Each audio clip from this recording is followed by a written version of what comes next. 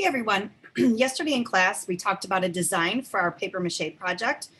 Please remember before you cut out your design like I just did for mine, I'm just going to ask you to show it to me. So if you're working remote, all you have to do is raise your hand and I will spotlight you and that way I can see your design. I want to make sure it's thick enough. Remember that as you're working, these little areas should be at least 2 inches thick. They can be thicker if you want, but I wouldn't make them any thinner. All right, also they should go from the top to the bottom of that board that is in your kit. So I'm going to share my screen to, oops, I got to turn it on first, to the dock camera. And I want to make sure, hang on one sec. Let me just make sure, here we go. Okay, so I want to talk to you about what's going to happen next.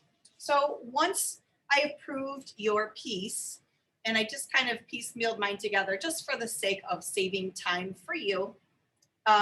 What I did is I just cut it out. So once I have it cut out, which I did, ta-da, presto change-o really fast. All I did was I took my design, I laid it on top of the other sheet of paper that I have, and I just traced it out in pencil, pen, marker, whatever you want, because it's not going to show ultimately at the end anyway. So once you have the two, and I have one's going to be for the front, one is going to be for the back. And let me just kind of change my camera a little bit so you can see a tad bit more. I'm ready to start building the sides. So what you're going to need is some sort of tape. And I have masking tape. I took tiny little pieces and got them ready at the edge of my workspace just to ensure that I went for a faster time of creating my piece. So I'm going to put this to the side. We're just going to ultimately add the beginnings of one side. So you have these strips, which I pre-cut for you. They are also included in your kit. So again, for the sake of saving time, all I did was I laid the one side next to only one of the sides, making sure that it was measuring up exactly where I wanted it to. And I put plotting points. I didn't use a ruler to measure, guys. I just put it right next to my piece.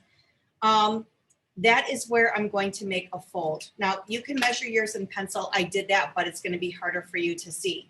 So the main thing is making sure that when you fold it, it's not on a diagonal. You want it nice and straight like so. Before I begin taping anything, I'm going to get this whole piece situated. So now I know I have this next small little section from here to here at the top of that little serif. And so I'm going to take my marker again, and I'm going to mark that. Now, the same thing goes. I'm going to fold my paper, making sure that it is straight and not on a diagonal, because that's going to be an issue for when you attach the other side. Okay, so all right, so here's the beginnings.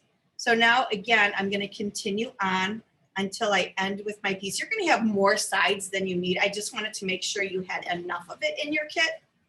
And by the way, if you don't have your kit yet, I am going to add the email for Mrs. Conich in the LAC, and you'll need to email her to figure out when you can pick up or need your stuff dropped off to your house.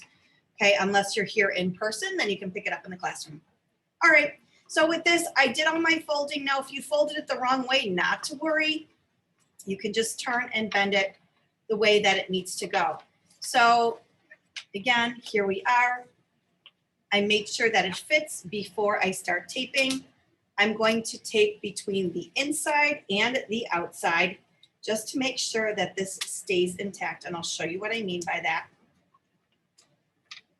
Okay, and I want to make sure I do use enough tape. So that's the inside. And in the spacings, to make sure it doesn't come apart, I am also going to tape to the outside. Make sure as you cut, your lines are nice and neat and straight. Okay, so I'm beginning to put this together. And this is what you're going to be working on in class today.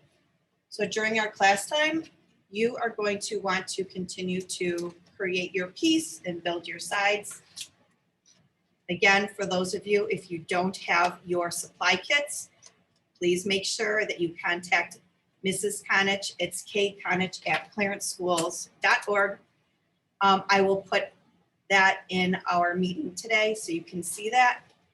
But you need to make sure that you have your kits because everything that you need is going to be in your kit. By the way, you don't have to bring your paper mache paste to class as of yet. I will let you know when you need to bring that. Also, do not put it in your backpack because if it spills, you're going to have a hot mess and you're not going to be happy. Okay, so I have this piece right here. The full piece is on, like so. I can add more tape as I need to. Make sure, guys, you're not going to want to put this in your backpack either. All right, if you do, it's going to get messed up. So if these pieces are a little too long for you to work with, not to worry. I like to overlap. By the way, if they're too long for you and you want to trim them, you can. It just means it's more pieces that you'll need to add, but that's really not a problem. So this is how I'm going to start the next one. I just made an arbitrary fold right here because I'm going to overlap these two so you can see. So that way it adds a little extra support. So I'm going to continue and I'll make that mark here so you can better see it. All right, and I am going to continue with my folds. Same thing goes. Before I tape anything down, guys, I want to make sure that everything fits. If it doesn't, you can refold it. If it's really a mess, take a new piece. It's all good. It doesn't really matter. Okay, so I have plenty more of these sides. I've been cutting them actually today. So I am going to make sure, now again, see how I folded it the wrong way? All I have to do is bend it so it works the right way. Having tape ready for yourself is also kind of nice because that way you can just continue to keep going with your piece. Try to move my hands out of the way so you can better see. And so on. And you're going to continue this all the way around your piece. You're not going to add this piece on until you have actually built all of your side walls. Okay? Once your side walls are built, all of them, and again, that's around the entire thing. And by the way, I didn't talk about if you have a hole in the center of yours, like let's say you have a D or a B or something like that, you are also going to fill the inside area of it too. I don't have one exactly right in front of me, but we can talk about that in class. Okay, so remember, I want to see your design first. It should take up the entire space of that paper, just like this one did. From top to bottom, fits the whole thing, okay? And then you're going to continue working on this. Now, once the whole thing is done, which might, of course, is not, then I will tape the side, the top on. Doesn't matter, one's the top, one's the bottom. But just make sure that it's accurate and it is on the correct way so it fits, okay? And that's all we are going to be working on today, but your goal is to get your top and your bottom piece done, or the front and back, and begin working on your sides. We're going to finish up these sides by tomorrow, and that way we're going to talk about how to paper mache. All right, guys, have fun. I will see you in class. Thanks. Bye.